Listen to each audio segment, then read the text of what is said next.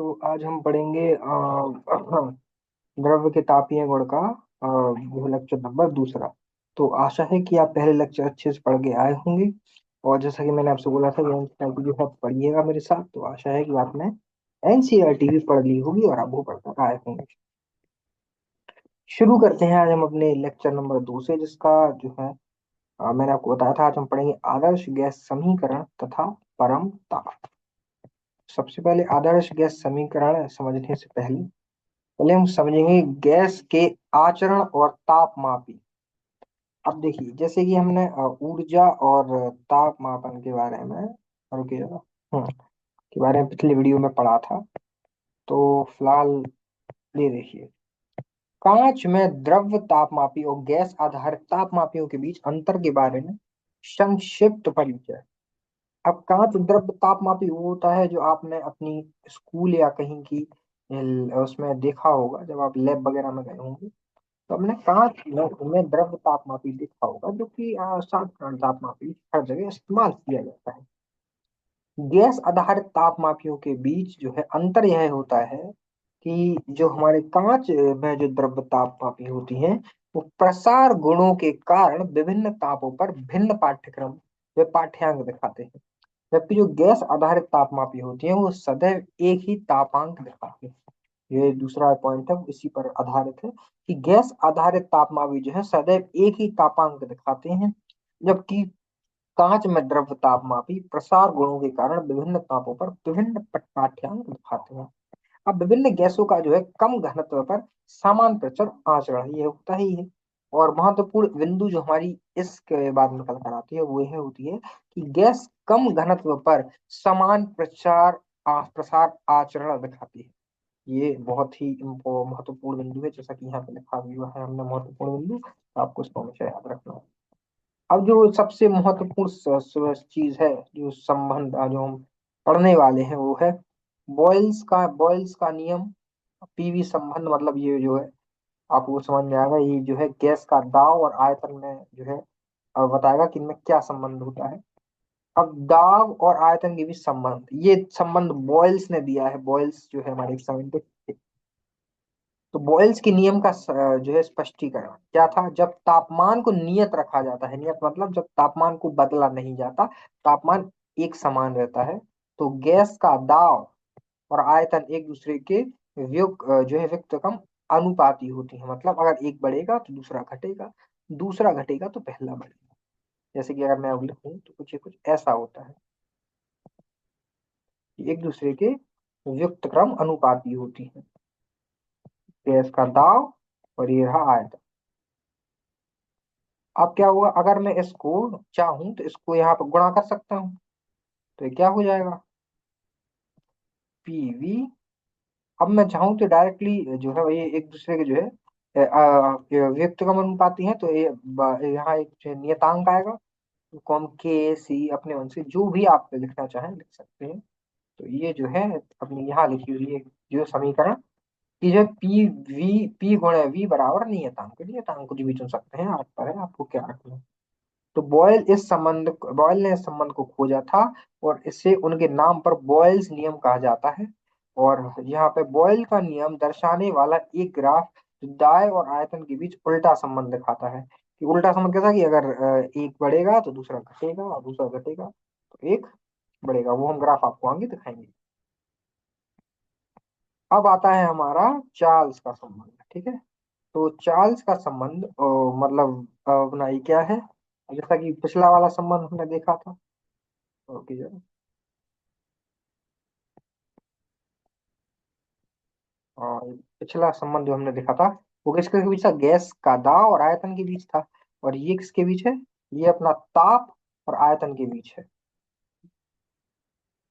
अब चार्ल्स के नियम का स्पष्टीकरण क्या है, जब दाब को नियत रखा जाता है। अब पहले किसको, ताप को रखा था नियत, अब दाब को रखा है नियत।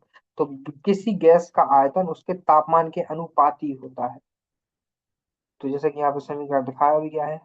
अब अगर मैं आपको दिखा दूं, अगर मैं इसको ऐसा लिख सकता हूँ, अगर जो गैस का आयतन तापमान के अनुपाती है, तो ये नीचे आएगा तो ये जब ऐसा लिखा जाएगा तो यहाँ पे क्या आएगा, नियतांक आएगा। नियतांक कुछ भी, आप के सी अपने मन से कुछ भी ले सकते हैं। कौन मतलब नियत, वो तो नियतांक है। तो ये सी को जो है इसको यहाँ पर सेकंड इक्वेशन, सेकंड समीकरण में दिखाया गया है। अब जो है फ्रांसीसी वैज्ञानिक चार्ल जो है जैक्स चार्ल्स ने यह नियम खोजा था, तो उनके नाम पर इस नियम को रखा गया है, चार्ल्स का नियम। अब यहाँ महत्वपूर्ण बिंदु जो है वो यह है कि जो हमारा टेम्परेचर है, जो ताप है, वो स्मॉल टी बराबर 273.15 है।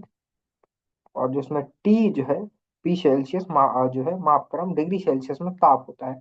तो ये जो टी है वो डिग्री सेल्सियस में जो है मापक्रम का ताप होता है, ठीक है, मापक्रम होता है। इसमें में ताप ताप को जो है डीटी से बताते हैं।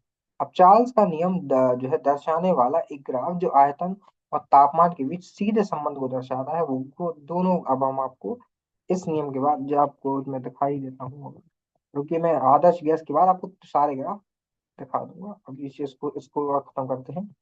आदर्श गैस का जो नियम होता है वो जो अपना ये अभी हमने दाब हो गया, और दूसरा हमने जैसे पिछले में देखा ताप था, तो इन सब के बीच में समीकरण था। अब ये तीनों के बीच में हम समीकरण देखेंगे कि जो आदर्श गैस का नियम है वो क्या होता है और उसका जो है सामान्य समीकरण क्या है।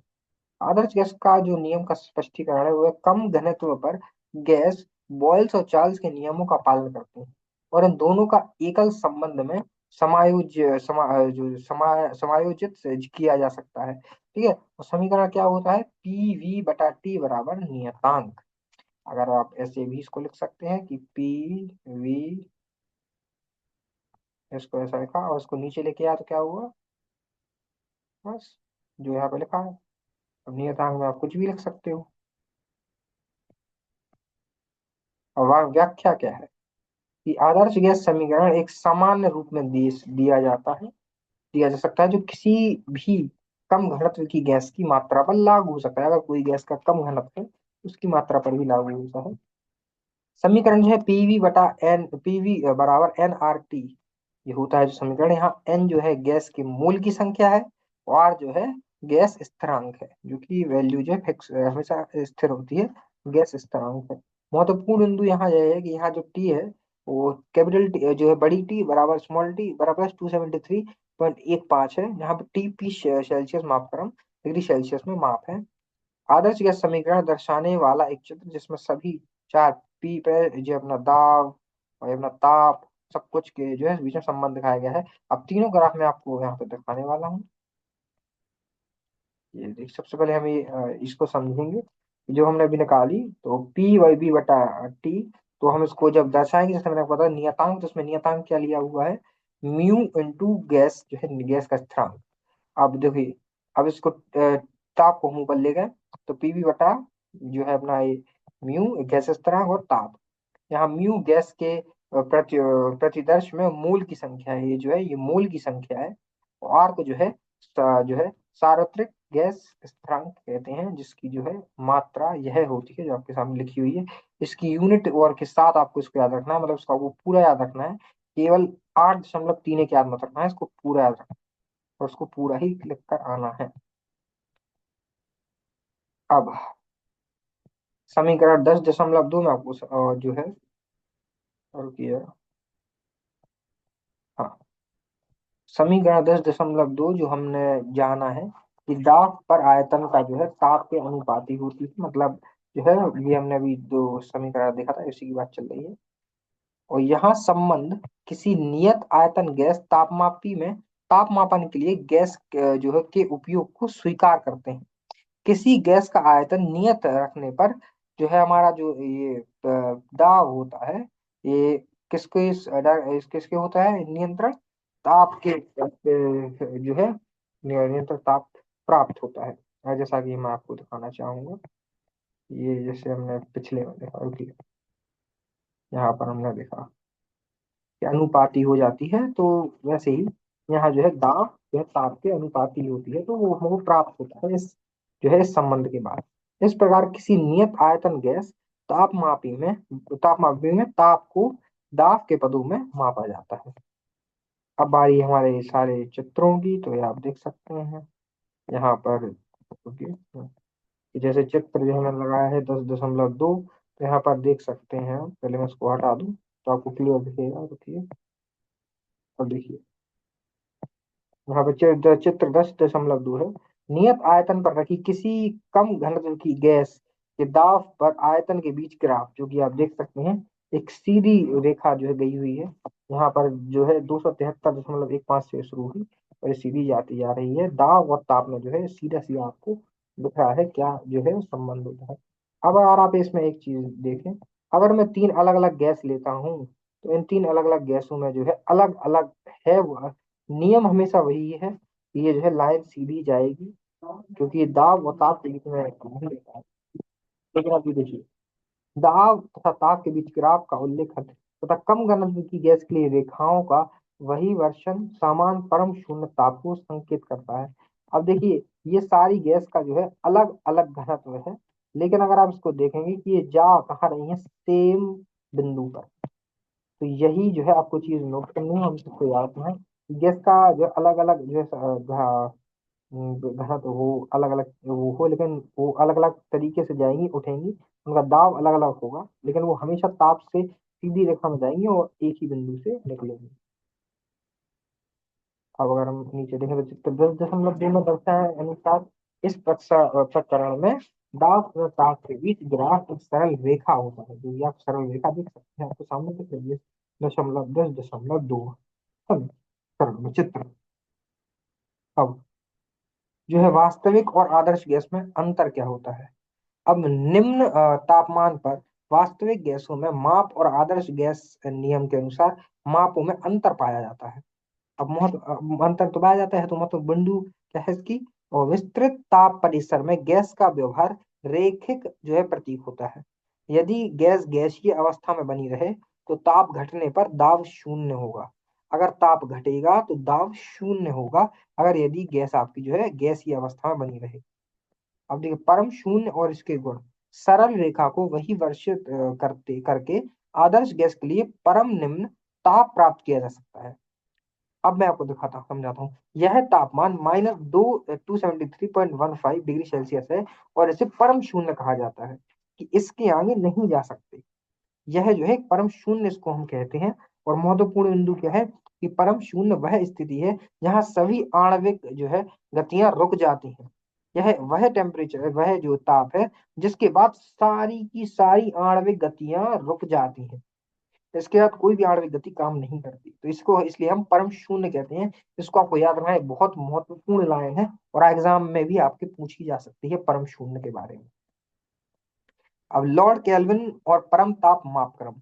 परम शून्य ब्रिटिश वैज्ञानिक लॉर्ड केल्विन के नाम पर केल्विन ताप माप जो है मापक्रम का आधार है। जो मैंने आपको जो आपने सेल्सियस और फ़ारेनहाइट पाया था, केल्विन है। इस मापक्रम में -273.15 डिग्री सेल्सियस को शून्य बिंदु या 0 K के रूप में लिया गया है, क्योंकि मैंने आपको बताया ये परम शून्य है, तो उन्होंने कहा मैं इसको शून्य ही कर देता हूँ। तो उन्होंने जो है लॉर्ड केल्विन ने इसको शून्य का नाम दे दिया। तो अब फर्क कुछ नहीं केल्विन में, बस जो है वहां का जो अपन सेल्सियस 2 -273.15 डिग्री सेल्सियस है, उसको 0 कर दिया। मतलब कि सारी जो आगे चीजें होंगी, अब जैसे अगर मैं आपसे कहूँ कि 0 डिग्री सेल्सियस क्या होगा, तो अगर आप उसमें 273.15 जोड़ देंगे, तो अगर मैं 0 डिग्री सेल्सियस बराबर होगा 273.15 केल्विन। और केल्विन में डिग्री नहीं आती, डिग्री फ़ारेनहाइट और सेल्सियस में आती है। ये बात बहुत महत्वपूर्ण है, याद रखिएगा। केल्विन में डिग्री नहीं आती। और कुछ इस प्रकार से समीकरण लिया गया था, और ये जो है जो है हमारा, अब जैसे मैंने बोला, परम शून्य है। केल्विन ताप जो है मापक्रम वैज्ञानिक उपयोग के लिए अत्यधिक सटीक और उपयुक्त है। ये जो केल्विन जो है ताप मापक्रम उपयुक्त उपयुक्त है और अत्यधिक सटीक है। तो जो है वैज्ञानिकों के लिए ये बहुत उपयोगी साबित हुआ है, केल्विन अपना जो है मापक्रम। अब और सारा जो चित्र हमने आपको 10.3 अभी दिखाया था, तो सरल रेखा को वही वर्षित करके आदर्श गैस के लिए परम शून्य को दर्शाने वाला ग्राफ है। मैं आपको दिखाता हूँ, ये देखिए परम शून्य, ये जो आपको दिख रहा है यहाँ पे, यहाँ सारी गैस आ आके मिल रही हैं अलग अलग जो है घनत्व की। तो एक ही जगह मिल रही है, कहाँ, परम शून्य पे। ये था इस जो है चित्र 10.3 का मापक्रम। अब मैं चित्र 10.4 दिखाऊंगा। केल्विन ताप मापक्रम का ग्राफ, जिसमें 0 K को शून्य बिंदु के रूप में दिखाया गया है। ये रहा आपका 10.4। इसमें जो है -273.15 परम शून्य, ये देखिए यहाँ पर है, ये परम शून्य है, ये हिमांक है अपना। यहाँ पे देख सकते हैं हिमांक कितना था, 0 डिग्री सेल्सियस, 32 डिग्री फ़ारेनहाइट, ये हम पहले भी देख चुके हैं। और जो माप बिंदु कितना था, 100 डिग्री सेल्सियस, 212 डिग्री फ़ारेनहाइट। अब इसमें क्या होगा, जीरो में 273 ऐड कर देंगे तो कितना हो जाएगा, 273.15 केल्विन। ओके। और 100 डिग्री सेल्सियस में भी अपन 273 ऐड करेंगे तो कितना हो जाएगा, 373.15 केल्विन। ठीक है, हमें केवल सेल्सियस में 273.15 ऐड करना है तो हमारा केल्विन आ जाएगा। इससे ज्यादा जो है केल्विन की वैल्यू निकालने के लिए हमें खुद किसी भी चीज की जरूरत नहीं है। फ़ारेनहाइट का फॉर्मूला मैंने आपको बताया था कि 212 पे जो है यहाँ पर हमें बाम बिंदु मिलती है, 32 डिग्री फ़ारेनहाइट पे हमें हिमांक मिलता है। और जो परम शून्य है वो 0 डिग्री केल्विन होता है। अब 0 डिग्री केल्विन में से अगर हम घटाएं देखेंगे सेल्सियस कितना होगा, -273, 15 डिग्री सेल्सियस। अगर इसी को अपन फॉर्मूला में रखेंगे, जो हमने फॉर्मूला पहले पढ़ा था सेल्सियस और फ़ारेनहाइट के बीच, तो उसमें फॉर्मूले में रखें तो फ़ारेनहाइट की जो वैल्यू आएगी वो आएगी -4453.69 फ़ारेनहाइट। अब सारांश क्या है, आदर्श गैस नियम वास्तविक गैसों के व्यवहार से भिन्न हो सकता है, और -273 पर 15 डिग्री सेल्सियस को शून्य बिंदु मानकर जो है केल्विन मापक्रम विकसित किया गया। अब देखिए केल्विन तथा सेल्सियस मापक्रमों के लिए मात्रक की आप जो आप आमाप आंश समान होते हैं, अतः इन मापक्रमों के जो है तापों में संबंध प्रकार इस प्रकार है। अगर आपको ये निकालना है तो आप केवल सेल्सियस का जो टेम्परेचर है उसमें अगर आप 273.15 ऐड कर देंगे तो केल्विन का टाइम जो है केल्विन का ताप आ जाएगा। तो आज हमने क्या पढ़ा, आज हमने आदर्श गैस समीकरण तथा जो है परम ताप पढ़ा। कलम क्या पढ़ेंगे, कलम ताप ये प्रसार पढ़ेंगे। और बस तो एनसीईआरटी पढ़ लीजिएगा, मिलते हैं अगली कक्षा में, बाय।